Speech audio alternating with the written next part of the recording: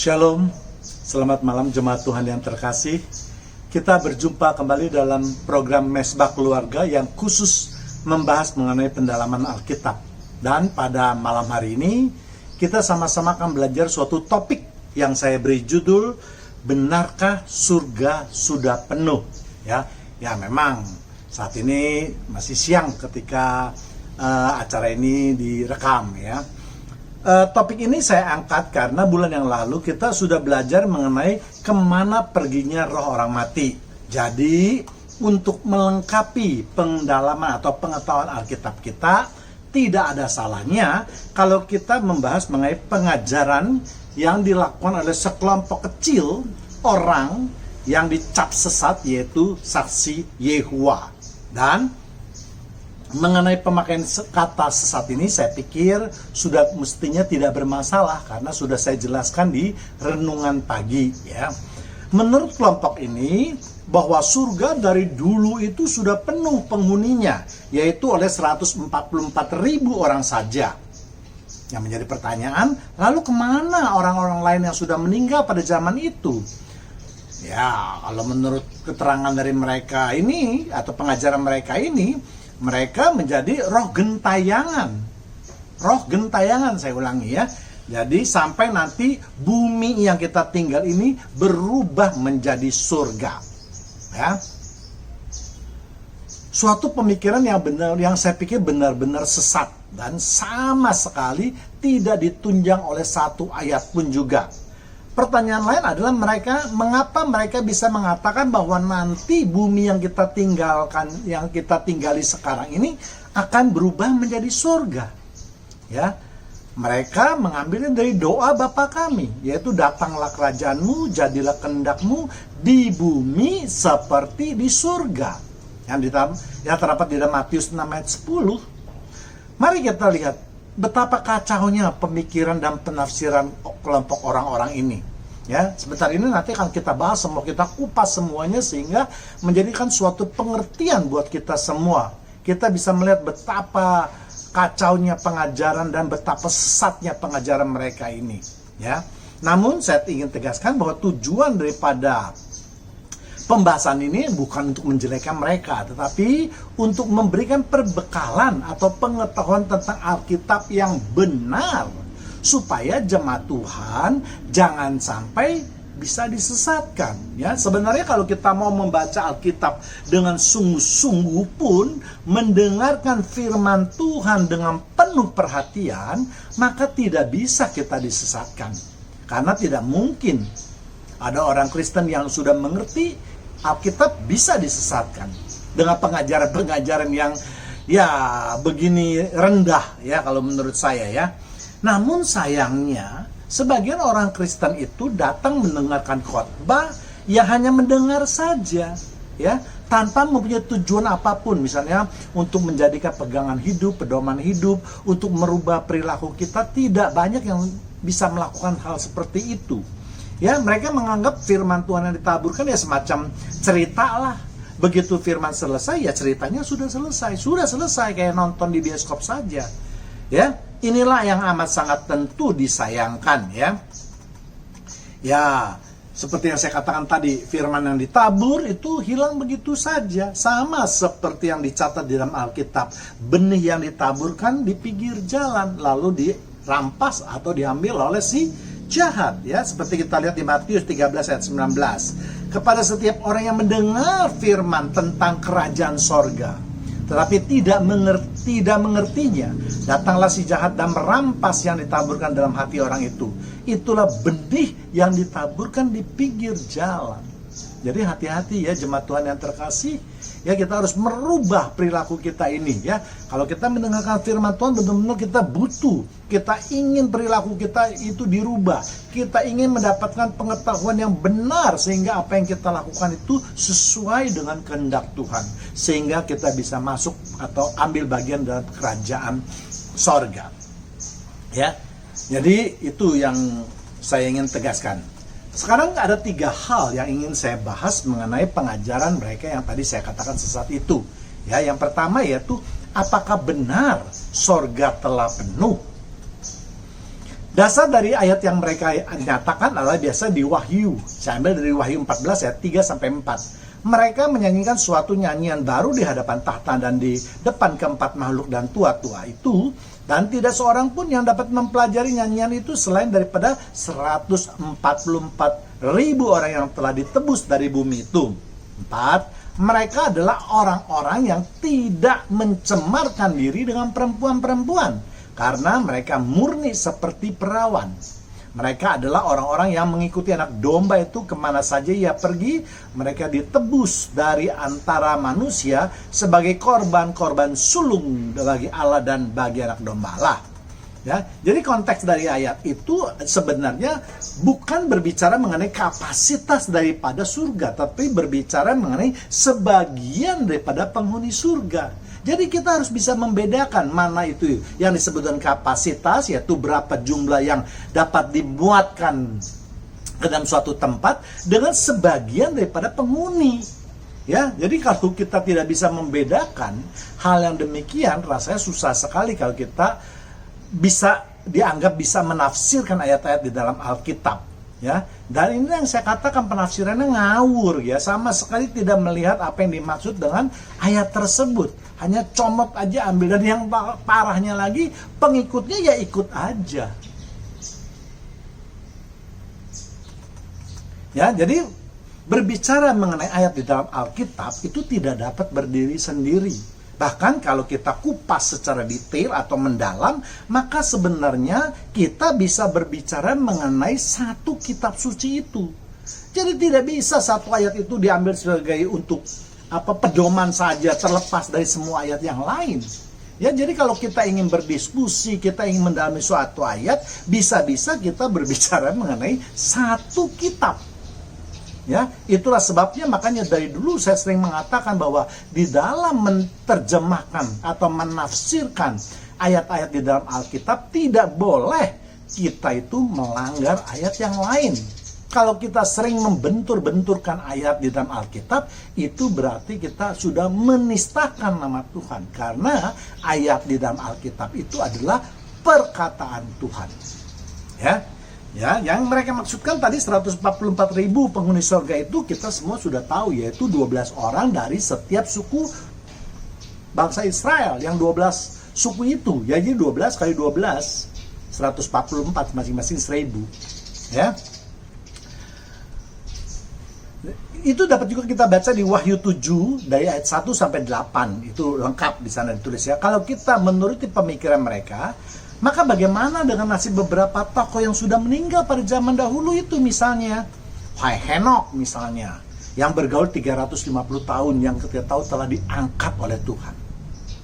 Nabi Elia yang juga diangkat ke surga dalam pusaran angin, topan dan api. Musa walaupun tidak disebutkan diangkat, namun mayat Musa diperebutkan oleh Mikael dan Lucifer. Bukti lain yang kita bisa pegang ada, kita lihat Musa bersama-sama Elia dan Yusuf berbicara di bukit. Ya, kalau Musa tidak berada di surga bersama dengan Nabi Elia, jelas tidak mungkin mereka bersama-sama bisa bercakap-cakap. Ya, atau bagaimana dengan Stefanus? Masih banyak tokoh-tokoh lain yang ditulis misalnya di Kisah Para Rasul 6 ayat 15. Ya. Bagaimana dengan rasul-rasul lain, orang-orang kudus, bahkan orang-orang yang ditulis juga di dalam Filipi 3 ayat 4, Alkitab mencatat bahwa mereka yang hidupnya berjuang untuk mengabarkan Injil akan mendapatkan hadiah, yaitu nama mereka akan tercantum di kitab kehidupan. Dan kita tahu kalau namanya tercantum di kitab kehidupan, pasti mereka itu masuk ke surga. Ya, banyak sekali pertanyaan yang timbul karena ada penafsiran yang sederhana tadi. Bukan sederhana itu sebenarnya, ngawur, ya, kalau saya sebut, ya, tidak mendasar, bahkan bisa kita sebut sesat. Segala sesuatu yang tidak sesuai dengan pengajaran Alkitab itu dapat kita golongkan sesat, ya. Nah, untuk menjawab apakah surga benar-benar sudah penuh seperti yang disebutkan oleh golongan sesat ini, yaitu saksi Yehova, maka kita harus menghitung apakah benar sekumpulan orang-orang yang berjumlah 144.000 itu telah memenuhi surga. Apakah mereka menjadi raksasa? ketika mereka masuk surga, sehingga tubuh mereka memenuhi surga. Ya, kita telah sama-sama belajar bahwa roh seseorang yang mati, yang dianggap baik, maka akan masuk ke dalam kota Yerusalem atau kota Firdaus. Ya, lalu setelah mendapatkan penghakiman, baru mereka dapat masuk ke dalam kerajaan sorga. Ya, di Yerusalem mereka masih berbentuk roh. Baru setelah mereka memasuki sorga, maka mereka akan diberikan suatu atau dikenakan tubuh kemuliaan.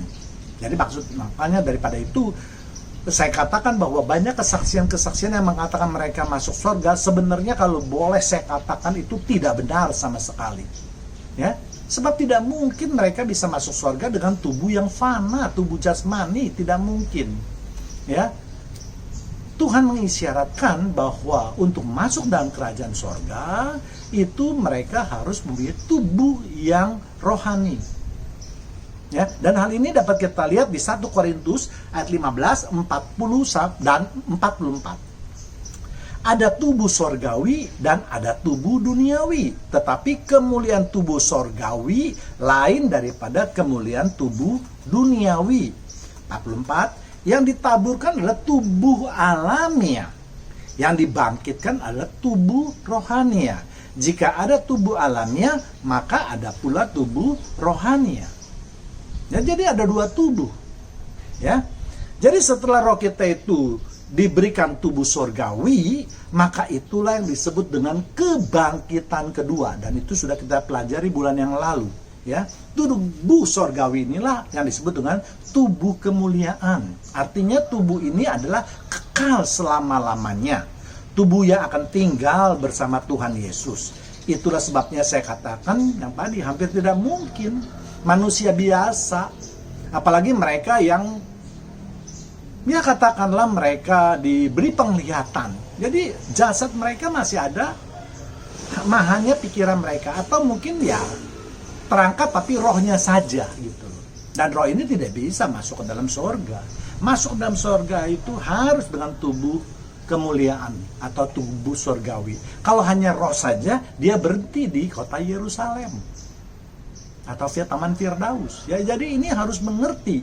Ya, jadi kalau buat kita yang sudah mendalami Alkitab, ya kalau mereka bersaksi kita hanya bisa tertawa saja ya. Karena banyak sekali sekarang kesaksian-kesaksian mengatakan bahwa mereka itu berjalan-jalan atau tur ke Firdaus atau ke sorga. Ya. Nah, yang menjadi pertanyaan sekarang, bagaimana bentuk surgawi itu? Tubuh surgawi itu seperti apa? Apakah tubuh surgawi itu berubah atau tidak? Ibarat kita lihat di Matius 17 ayat 2-4. Lalu Yesus berubah rupa di depan mereka, di depan mata mereka. Wajahnya bercahayakan seperti matahari dan pakaiannya menjadi putih bersinar seperti terang. Ketiga, maka nampak kepada mereka Musa dan Elia sedang berbicara dengan dia. Jadi ketika Yesus masih dalam pakai tubuh rohani, Nabi Elia dan Musa itu tidak nampak. Ketika tubuh Yesus itu sudah berubah menjadi tubuh rohani atau surgawi, baru mereka dapat melihat.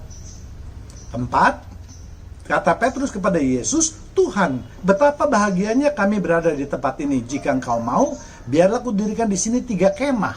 1 untuk Engkau, 1 untuk Musa, dan 1 untuk Elia.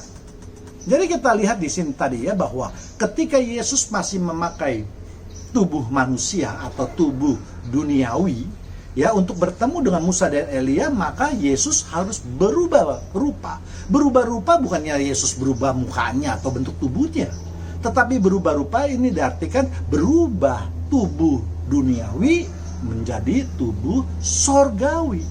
Tubuh yang bersinar, tubuh yang berkilau. Ya, jadi ini harus difahami benar-benar ya.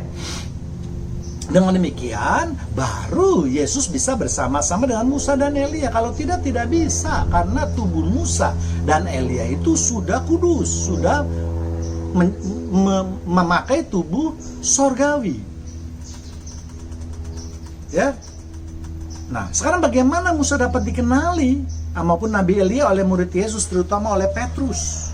Jelas, tubuh sorgawi itu bentuknya sama dengan tubuh duniawi. Kalau beda, mungkin Petrus dan teman-temannya tidak bisa mengenali, oh itu Nabi Elia, oh itu adalah Musa. Tidak mungkin. Jadi tubuh mereka sama ketika mereka masih hidup. Demikian juga kalau kita meninggal, kemudian roh kita masuk ke dalam Taman Firdaus, ya, atau kota Yerusalem baru, kemudian kalau kita berhasil lolos dari kitab kehidupan, dari penghakiman, maka kita diberikan tubuh yang sama seperti tubuh ini, tapi tubuhnya tubuh kekal. Ya, tubuh yang penuh kemuliaan. Ya, jadi saya rasa ini sudah cukup jelas ya. Jadi dengan demikian saya berasumsi atau beranggapan bahwa tubuh dari 144.000 orang Israel itu jelas juga tidak berubah seperti manusia biasa. Ya mungkin dari kita lebih besar sedikit saja, karena memang dari dulu perawakan atau kultur tubuh mereka itu memang lebih besar daripada tubuh orang Asia. Ya, jadi tidak mungkin. Nah, lalu bagaimana kalau bilang sekarang surga itu sudah penuh? Apakah memang Tuhan menciptakan sorga itu lebih kecil dari pulau Singapura? Ya, Singapura saja jutaan orang bisa tinggal di sana. Ini cuma 144.000. Mungkin hanya seluas taman real estate misalnya. Kan tidak mungkin sama sekali. Ya, bumi saja, untuk manusia saja Tuhan menciptakan dapat memuat miliaran, puluhan miliar, bahkan mungkin ratusan miliar orang nantinya. Kalau benar-benar penuh semua. Masakan Tuhan menciptakan kediamannya itu besarnya hanya sebesar perumahan real estate saja. Dan ini kan sungguh-sungguh suatu hal yang tidak masuk di akal dan menggelikan kita semua. Ya, mari kita lihat 1 Raja 8 ayat 27.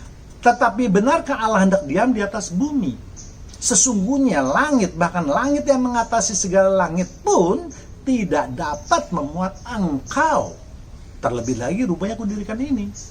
Jadi jelas firman Tuhan sudah mengatakan bahwa langit saja yang kita lihat begini luas ini belum tentu cukup untuk menampung kebesaran Tuhan. Nah, saat sekarang jadi real estate, jadi perumahan, ya, sama sekali tidak masuk di akal, ya. Ya, jadi marilah kita menafsirkan suatu ayat di dalam kitab suci itu harus berdasarkan ayat juga di dalam Alkitab, ya. Jangan cuman pakai pikiran manusia saja, ya.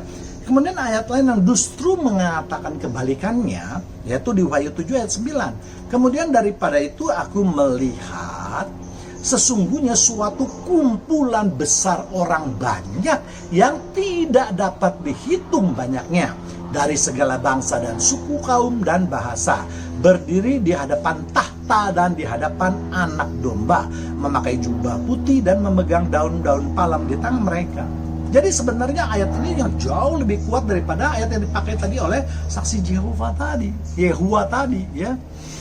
Ya, ini jelas dikatakan ada kalimat di hadapan tahta. Arti ini memang menggambarkan keadaan di surga. Kalau tadi nggak jelas, yaitu berbicaranya tentang salah satu penghuni surga saja. Tidak bicara sama sekali kapasitas atau berapa muatnya atau berapa besarnya surga. Ya, kemudian ada kalimat lagi, ada kumpulan besar yang banyak yang tidak dapat dihitung, dan dari segala suku, bangsa, kaum dan bahasa. Dan ini lebih realistik, lebih bisa diterima oleh logika dan akal kita bahwa surga itu besar, ya, sampai sampai kitab suci ditulis pun, di Wahyu itu ditulis pun, sampai Yohanes diberi penglihatan pun, itu masih dinyatakan bahwa ada sekumpulan besar. Yohanes diberikan penglihatan oleh Tuhan, dia melihat dengan matanya. Ya, jadi bagaimana penganut saksi Yehova ini bisa menyatakan bahwa penduduk sorga hanya 144.000 saja?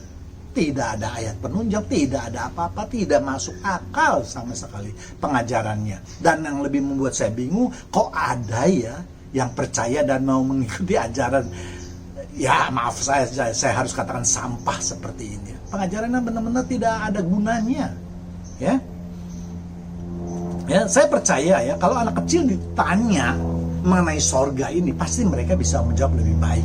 lebih masuk di logika. Kalau ditanya, benarkah ada 144.000 orang yang sudah memenuhi surga, dia tidak akan percaya.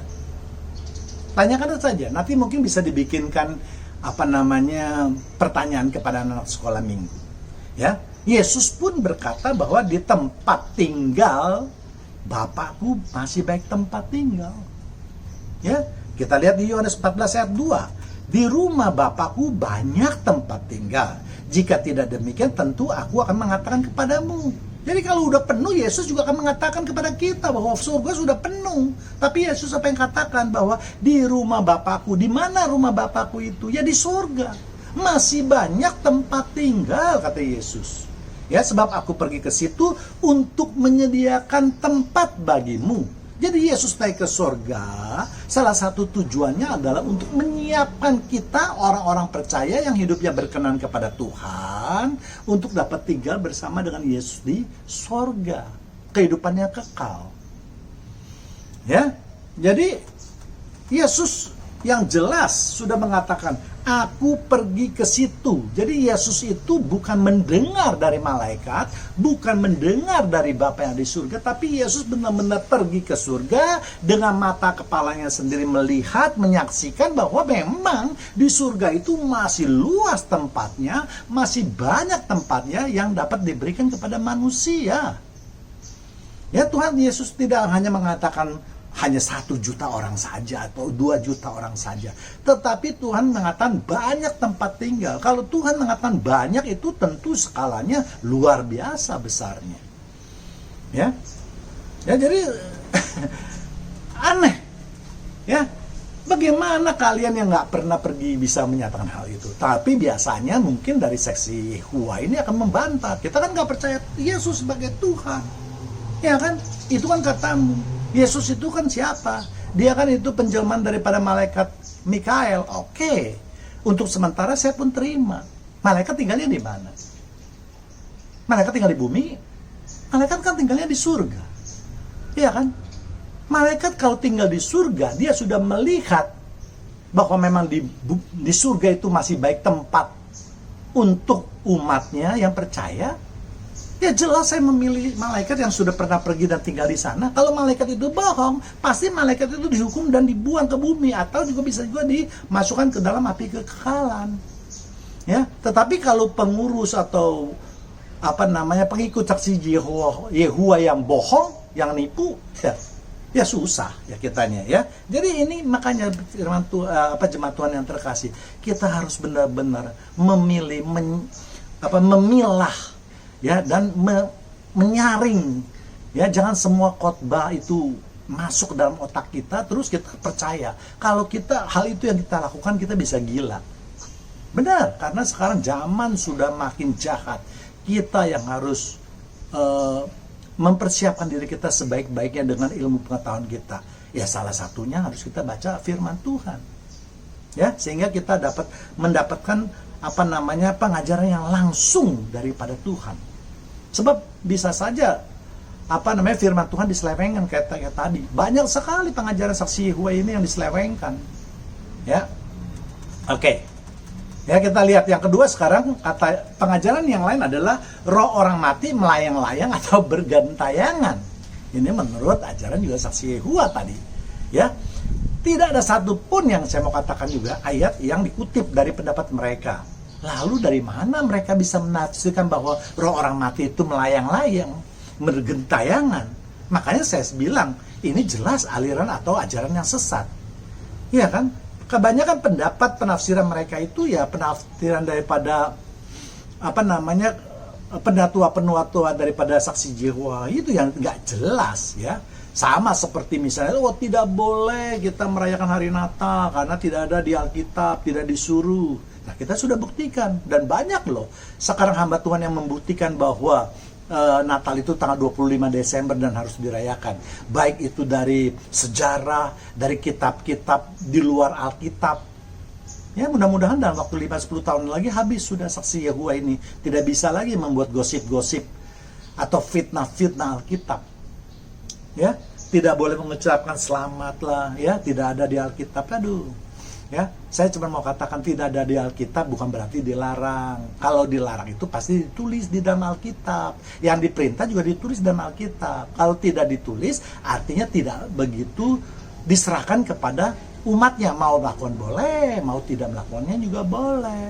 Ya, ya jadi sangat bodoh kalau mereka yang mengikuti apa yang dikatakan oleh penyesat. Ya, sekarang mengenai roh gentayangan. Alkitab sudah terang benderang menyatakan bahwa kalau seseorang mati, rohnya akan dibawa oleh malaikat ke Firdaus atau kota Yerusalem baru. Jika hidup mereka bisa dikatakan baik. Jadi kalau orang baik itu meninggal atau mati, maka rohnya itu akan dijemput oleh malaikat langsung dibawa ke kota Yerusalem. Sama seperti ketika Yesus membawa orang-orang kudus yang pada kebangkitan yang pertama, ketika Yesus bangkit dari salib.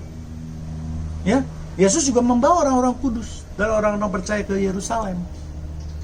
Ya, sedangkan bagi orang yang dianggap jahat atau berdosa, maka tentu bukan malaikat yang menjemput, tetapi tentu roh jahat, roh gentayangan yang akan menjemput kalian. Sebab tidak mungkin malaikat itu ada di neraka, ada di alam maut, tidak mungkin. Ya. Kita lihat di Lukas 16 ayat 22. Kemudian matilah orang miskin itu, lalu dibawa oleh malaikat-malaikat ke pangkuan Abraham. Jadi saya mengatakan ini bukan atas asumsi atau pemikiran saya, tetapi ada firman Tuhan yang memperkuat pendapat saya tersebut. Ya, jadi sekali lagi kalau ada orang yang baik yang mati, mereka dijemput oleh malaikat-malaikat. Ya, bukan bergentayangan, ya.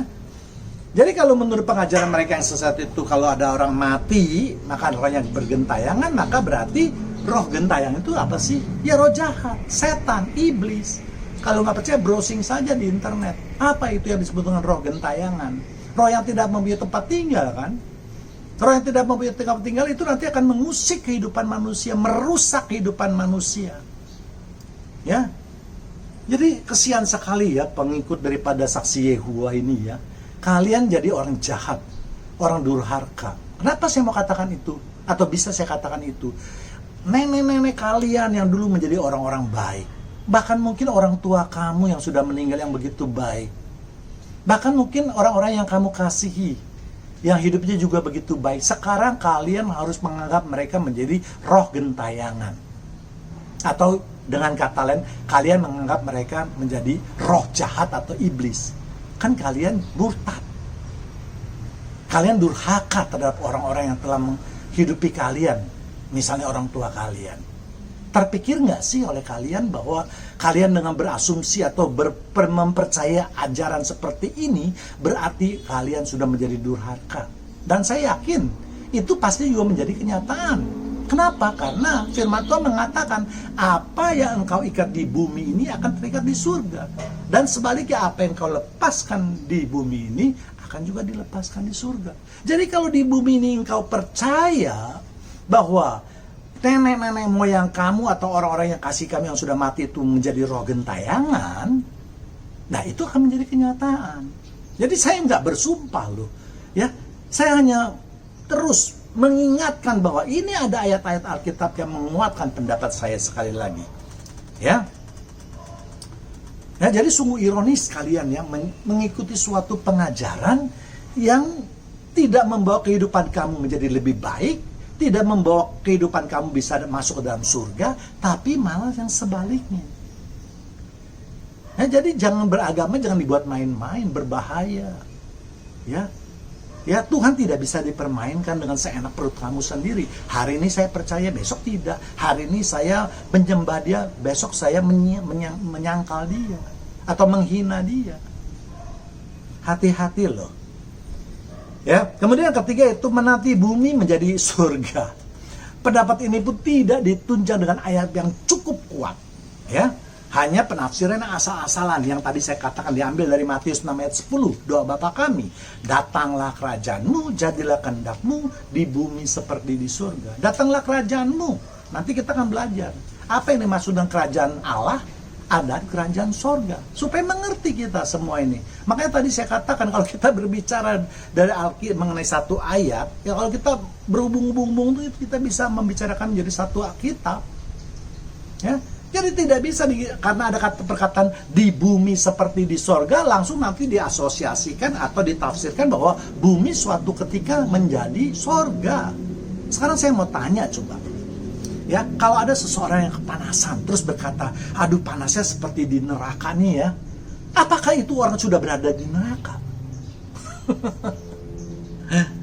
Kalau ada seseorang melihat pemandangan yang indah misalnya, lalu dia berkata, aduh pemandangannya indah seperti di sorga ya. Apakah orang itu juga sudah berada di sorga? Kalau ada seseorang yang mengatakan monyet itu seperti manusia, lalu apakah monyet itu tiba-tiba berubah menjadi manusia atau sama persis seperti manusia? Loh, menerjemahkan kata seperti aja tidak bisa. Bagaimana bisa menafsirkan ayat-ayat di dalam Alkitab? Makanya hai, para pengikut sadarlah kalian. Yang kalian ikuti itu adalah pengajaran sampah, pengajaran sesat yang tidak membawa manfaat bagi kehidupanmu. Ya, berulang kali saya menghimbau ya supaya sadar sebelum segala sesuatunya menjadi terlambat ya. Ya, dan saya berani pastikan sampai kapanpun bumi tidak akan pernah menjadi sorga. Kita lihat saya sekarang kenyataannya atau faktanya. Ya kan, bumi makin rusak, bumi makin jahat, eksploitasi di mana-mana. Ya kan? Ya, sampah di mana-mana, bahkan limbah-limbah pabrik tidak bisa dibuang, bahkan ada beberapa perusahaan yang berusaha membuang limbah-limbah itu ke bulan. Saya dengar. Ya. Kita tahu bahwa sejak penciptaan Allah sudah berfirman. Ya kan? Ini sudah zaman penciptaan loh. Wah, beribu-ribu tahun sebelumnya. Kuasailah dan taklukkanlah seluruh isi bumi ini. Apa artinya kuasai dan taklukkanlah itu? Berarti Allah sudah menyerahkan bumi ini kepada manusia supaya bumi ini dikelola oleh manusia, ditaklukkan, dikuasai semuanya. Masa firman Tuhan setelah dikatakan dikuasai dan ditaklukkan itu disuruh demikian lalu diambil kembali sekarang menjadi sorga? Kita ingat sorga itu tempat tinggal Allah, bukan tempat tinggal manusia. Ya kan? Kita lihat di Kejadian 1 ayat 28. Allah memberkati mereka, lalu Allah berfirman kepada mereka, beranak cuculah dan bertambah banyaklah. Penuhilah bumi dan taklukkanlah, berkuasalah atas ikan-ikan di laut dan burung-burung di udara dan atas segala binatang yang merayap di bumi ini. Jadi Allah berfirman supaya manusia itu berkembang biak. Kalau buminya diambil kembali, bagaimana manusia bisa tinggal? Bagaimana manusia bisa berkembang biak? Apakah nanti manusia langsung hidup bersama Allah? Kan tidak mungkin. Dasar daripada pengajaran sudah dikatakan yang kudus tidak mungkin bisa hidup berdampingan dengan yang berdosa. Ya, ayat lain yang menguatkan saya lagi adalah demikian ya. Mazmur 115 ayat 16. Langit itu adalah langit kepunyaan Tuhan dan bumi itu telah diberikannya kepada anak-anak manusia. Masa firman Tuhan sudah mengatakan bumi itu diberikan kepada anak-anak manusia, sekarang diambil lagi oleh Tuhan?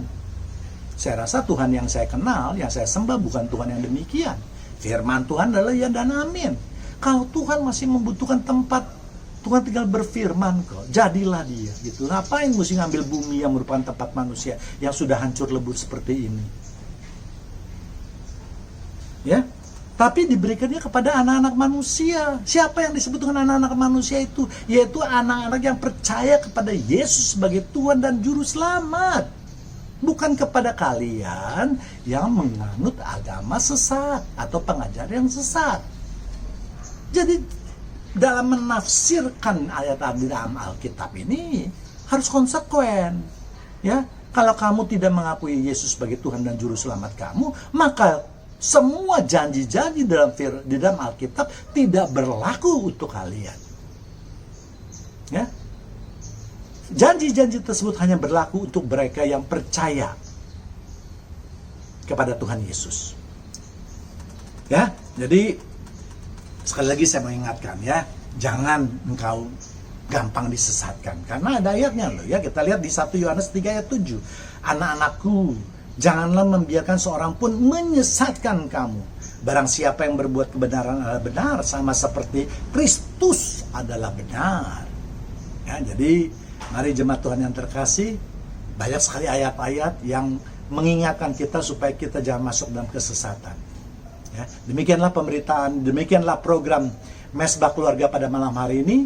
Kita akan berjumpa kembali dalam program yang sama, tentu dengan topik yang berbeda. Tuhan Yesus memberkati kita semua. Amin.